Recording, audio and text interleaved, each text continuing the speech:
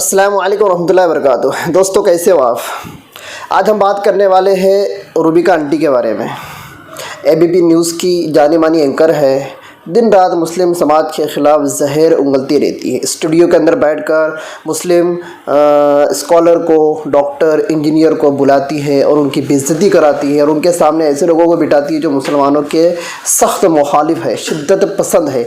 ऐसे लोगों को ये मुसलमानों के सामने बिठाती है, बोलने नहीं देती है, उनको बातें सुनाती है और अपनी भड़ास निकालती है। और जिस चीज़ के इसको पैसे दिए गए हैं, जिस काम पर इसको लगाया गया है, उस काम को ये बखूबी अंजाम देती है। समाज में नफ़रत फैलाना, हिंदुस्तान के अंदर मुसलमानों के ख़िलाफ़ एक प्रोपेगंडा करना, ये इसका दिन रात का मशगला है और इसी काम के लिए एबीपी न्यूज़ इसको पैसे देता है। लेकिन जब ये सच्चे और पक्के मुसलमान के सामने आती है और जब इससे सवाल किया जाता है तो ये जवाब नहीं देती है और फ़ोन कट करके भाग जाती है। जी हाँ, हमारे एक भाई ने सऊदी अरब से इसको फ़ोन किया, लेकिन आंटी ने एक भी जवाब सही से नहीं दिया और फ़ोन कट कर दिया। उस भाई ने दोबारा फ़ोन किया और कहा कि रूबिका बहन, मेरी बहन बोलकर उससे बात किया और उससे कहा कि मेरे सवालों के जवाब दो। आप इंडिया के अंदर गंद क्यों फैला रहे हो। आपकी बातों से, आपके फैलाए हुए आतंक से और आपके घोले हुए जहर से मुसलमान का जो गरीब तबका है उनको बहुत दुश्वारी हो रही है। उनको शक की निगाह से देखा जा रहा है, उनके खिलाफ प्रोपेगंडा हो रहा है। बेचारे सब्ज़ी तरकारी बेचने वाले, फल फ्रूट बेचने वाले, इनके खिलाफ एक प्रोपेगंडा चलाया जा रहा है कि इनसे फल ना ख़रीदो, इनसे सब्ज़ी तरकारी मत ख़रीदो, इनसे अनाज मत ख़रीदो, ये कोरोना फैला रहे हैं, ये कोरोना जिहादी है, ये बला बला बला बला न जाने कैसे कैसे जुमले आज इनके ख़िलाफ़ न्यूज़ वालों के थ्रू, ये रूबिका आंटी के थ्रू से समाज दुश्मन लोगों को मिल रहे हैं। आइए पहले उस रिकॉर्डिंग को हम सुनते हैं कि हमारे भाई ने इस आंटी से क्या सवालात किए और रूबिका आंटी ने किस तरह से अपनी जान छुड़ाकर भाग गई, फ़ोन कट कर दिया। आइए पहले उसको सुनते हैं और उसके बाद रूबिका आंटी के ऊपर बात करते हैं। हेलो जी, रूबिका जी बात कर रही हैं। बोलिए। रूबिका जी प्लीज़ मुझे 2 मिनट बात करनी है आपसे। फ़ोन ना कट करें आप, अगर आप में वाकई इंसानियत बाकी है तो फ़ोन ना कट करें, बस सुनिएगा मेरी बात, ठीक है। आप क्यों इस तरह से जहर फैला रही हैं अपनी जर्नलिज़म के ज़रिए से। अल्लाह ने आपको इतना बेहतरीन मौका दिया है लोगों की खिदमत करने का। बहुत कम खुशनसीब लोग होते हैं जो इस मुकाम पे पहुंचते हैं जहां पे आप पहुंची है। और आप जिस तरह से जहर फैला रही हैं, खुदा का खौफ करिए। पता नहीं मुझे तो आप खुदा को मानती है नहीं मानती नहीं पता है, आप जिस भी खुदा को मानती हैं उसका खौफ करिए। मेरा नाम फ़हाद है। और क्यों मुझे फ़ोन कर रहा हूँ? आपको फ़ोन इसलिए कर रहा हूँ क्योंकि आप बेइंतहा गंद फैला रही हैं, क्योंकि जिसकी वजह से बेचारे मासूम तो जो मेरे खिलाफ केस दर्ज कर दीजिए। बिल्कुल आपकी हेकड़ी निकल गई। मैंने आपको देखा कि भाई आप जिस तरह से अब रिपोर्टिंग कर रही हैं ना, आपकी हेकड़ी निकल गई है। एक केस आपके ऊपर क्या बुक हो गया, आपकी हेकड़ी निकल गई है। आप इस तरह से जो है ना, आपकी जहरीली जर्नलिज्म की वजह से बेचारे मासूम मंडी वाले जो अपना रोज़ का कारोबार करके अपनी ज़िंदगी चलाते हैं, आपको क्या है एसी में बैठ के आपको जो है ना, आपको हड्डी डाल दी जाती है आपके अकाउंट की तरफ से और आप अपनी जो मुँह पे आया बोलती रहती हैं। इस तरह से ना करें, खुदा का खौफ करें। हेलो, काट दी। हेलो प्लीज़ ऐसे तो ना करें ना, फ़ोन ना कट करें आप। 1-2 मिनट के लिए सुन लीजिए। आप सारा दिन सुनाती रहती हैं सारे देश को, सारी दुनिया को। हमें 2 मिनट आप नहीं अगर बदतमीजी से बात करने के लिए मुझे फ़ोन करेंगे तो आपको लगता है मेरी बहन, मैं आपसे हरगिज़ बदतमीजी नहीं करना चाहता हूँ। मैं बिल्कुल नहीं करना चाहता हूँ। आप मुझसे तरीके से बात कीजिए। मैं आपको अपने डायरेक्ट मोबाइल से कर रहा हूँ। मैं आपको अपना नाम फ़हाद मखसूसी साफ साफ बता रहा हूँ। मैं क्यों बदतमीजी करूँगा आपसे।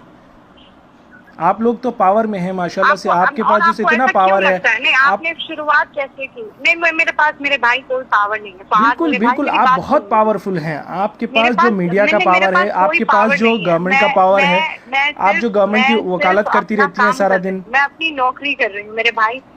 मेरी बहन, आपको लगता है आप अपनी नौकरी कर रही हैं? हाँ, बिल्कुल और बहुत ईमानदारी। ये नहीं, आप नौकरी नहीं कर रही हैं, आप पैसे कमा रही हैं। आप जर्नलिज्म हरगिज नहीं कर रही हैं मेरी बहन। आप सिर्फ पैसे कमा रही हैं। आप ऐसे बात करेंगे तो आप कैसे चाहेंगे कि मैं आपसे बात करूं? मुझे ये बताएं। आपको नहीं लगता seriously end of the day आप जब घर पे जाते हैं, आप जब टीवी खोल के देखते हैं, आपकी वजह से जो है ना जिस तरह से गन मच रही है, आज मासूम जो ठेले वाले हैं, ठेले वाले खड़े नहीं हो पा रहे हैं। आज दिल्ली में, यूपी में, इंदौर में क्या हालत हो गई है पता है आपको? सुन लीजिए ना, मेरी बात सुन लीजिए। जी मेरी बात सुन लीजिए। आप कहाँ रहते हैं? मुझे, मैं सऊदी अरब में रहता हूँ। मैं सऊदी अरब में रहता हूँ। कहाँ? सऊदी अरब में रहता हूँ मैं। सऊदी अरब में रहते जी हैं? हाँ, मैं वैसे इंडियन हूँ, मैं इंडिया में ही रहता हूँ। मैं इंडिया हैदराबाद में रहता हूँ, हैदराबाद का रहने वाला। समझ गई, आप नौकरी के लिए वहाँ पर। जी हाँ, समझ। जी हाँ।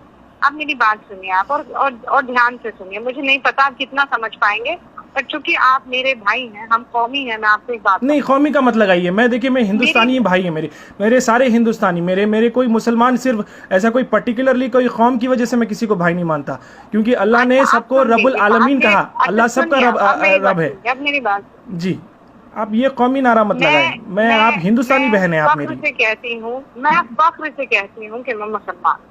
मैं जानती हूँ, मेरा अल्लाह जानता है, मुझे किसी को बताने की तो जरूरत नहीं। बिल्कुल जरूरत नहीं है आपको।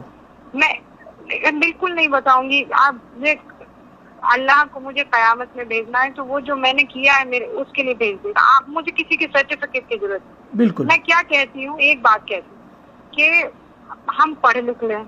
जी। क्यों ऐसा है कि सारे जमाती भाई छूटते हुए दिखाई दे रहे हैं? आपको पता है इंडिया में कितने केसेस हैं? कुछ भी कहने लगता है।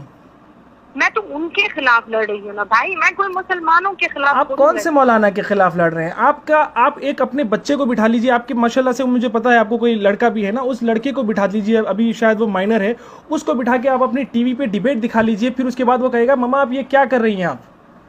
मैं चैलेंज करता हूँ आपको, आप अपने बच्चे के लिए किस तरह का हिंदुस्तान तैयार कर रही हैं? हम और आप चले जाएंगे मेरी बहन, ये दुनिया छोड़ के चले जाएंगे। हमारे आने वाले जनरेशन के लिए हम क्या बना रहे हैं? हम किस तरह का हिंदुस्तान बना रहे हैं? जब तक आप इंट्रोस्पेक्ट नहीं करेंगे वहाँ, जब तक इंट्रोस्पेक्ट नहीं करेंगे, आपको सिर्फ यही लगे। कब तक विक्टिम कार्ड खेलेंगे हम लोग? नहीं, विक्टिम कार्ड खेलने की जरूरत ही नहीं है। आपने देखिए, अगर कोई पर्टिकुलर इंसान गलती करता है, स्पेशली अगर वो मुसलमान हो, तो पूरा उसका बाकायदा उसका नाम मुसलमान पड़ जाता है। लेकिन कोई अगर गैर मुसलमान होता है तो उसको बेचारे को जो है ना, वो जैसे कि आपको एक एग्जांपल बता दूं, जमात के जो लोग मस्जिद में फंसे थे वो लोग छुपे हुए थे, और वैष्णो देवी के मंदिर में वो फंसे हुए थे। तो यहाँ पे कितना बड़ा डिफरेंस आ गया, किस तरीके से सेग्रीगेट करने की कोशिश की जा रही है। मुझे क्यों सुना रहे? मैंने कहा ये बात। बिल्कुल कही है, आपके हर चैनल ने कहा है। जाने में सबसे बड़ा रोल मेरा प्रचार है, सबसे बड़ा प्रचार मेरा। नहीं, और आपको पता है नहीं, अच्छा आपने कभी ये हिम्मत की है? आपने कभी ये हिम्मत की है? नरेंद्र मोदी जी दावा करते रहे कि भाई जनवरी 31 से कभी से जो है ना इंडिया में स्क्रीनिंग शुरू हो गई थी। अगर इंडिया में उस टाइम से स्क्रीनिंग शुरू हो गई थी तो फिर ये लोग कैसे आए?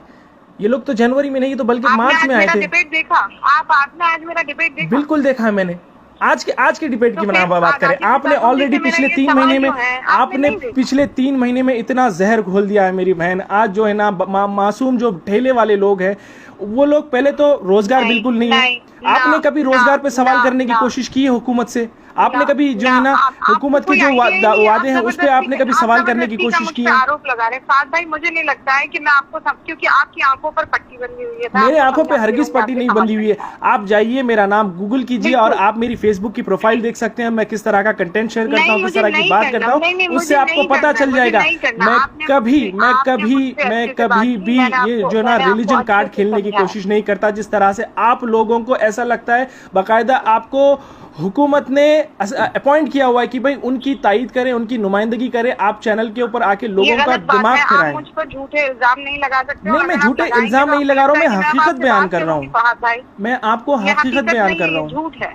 नहीं, बिल्कुल झूठ नहीं है। आप अपने 14-15 साल का जो भी लड़का है आपका, उसको टीवी स्क्रीन के सामने बैठाइए। आपकी एक दिन की डिबेट, लड़का नहीं है बाय द वे, आपको कोई अंदाजा नहीं है। ठीक है, आपका जितना भी लड़का है, आपकी माँ को बिठा लीजिए। आपके पता नहीं आपके शौहर भी आपको क्यों कुछ नहीं बोलते, आपको सलाह देते हैं नहीं देते हैं मुझे नहीं पता, लेकिन आप जो कर रही हैं यकीन मानिए इससे हिंदुस्तान जलेगा। हट दिया फोन आपने, गलत है। तो दोस्तों देखा आपने, सबसे पहले तो मैं हमारे भाई फ़हद मखसूसी, इनका फेसबुक अकाउंट भी है, फ़हद मखसूसी नाम है उनका, एक पेज भी है और बहुत ही एक्टिव बंदा है, बहुत ही डिसेंट बंदा है। आप जाएं उसको फॉलो करें। और देखिए उनका कंटेंट, वाकई में कौम समाज के लिए ये बंदा बहुत ही ज़्यादा एक्टिव है। दोस्तों आपने पूरी रिकॉर्डिंग सुनी, ठीक है, आपने कितने पॉइंट उसमें से पकड़े हैं, आपको क्या लगा, कहाँ पर ये बंदी झूठ बोल रही है, किस तरह से ये अपनी जान छुड़ा रही है। और जिस तरह किसने एक जोक मारा, क्या जोक मारा, आसाराम बापू, आसाराम है ना कोई आसाराम, वो मेरी वजह से सलाखों के पीछे, उसमें मेरा किरदार था। अरे ये तुम किसको बता रही हो आंटी जी? आसाराम को तुमने अंदर किया, किसी और ने अंदर किया?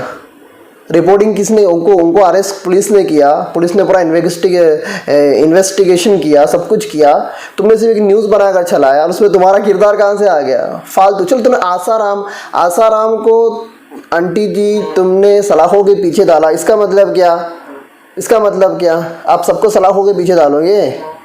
चलो वो तो गुनहगार था, उसने एक्सेप्ट भी कर लिया, पर यहाँ पर तुमने जो मौलाना साहब के ऊपर जो जुमले कसे, जमातियों का क्या भाड़ में जाए जमाती, मैं नहीं मानती जमातियों को, मौलाना साहब भाड़ में जाए, इधर जाए उधर जाए। तबलीगी जमात ने जो काम किया, उनके जो लोग मौलाना साहब, मैं कह रही हूँ आज सारी जमातें भाड़ में जाए। आज सबसे अव्वल हिंदुस्तान है, आज सबसे अव्वल इंसानियत है।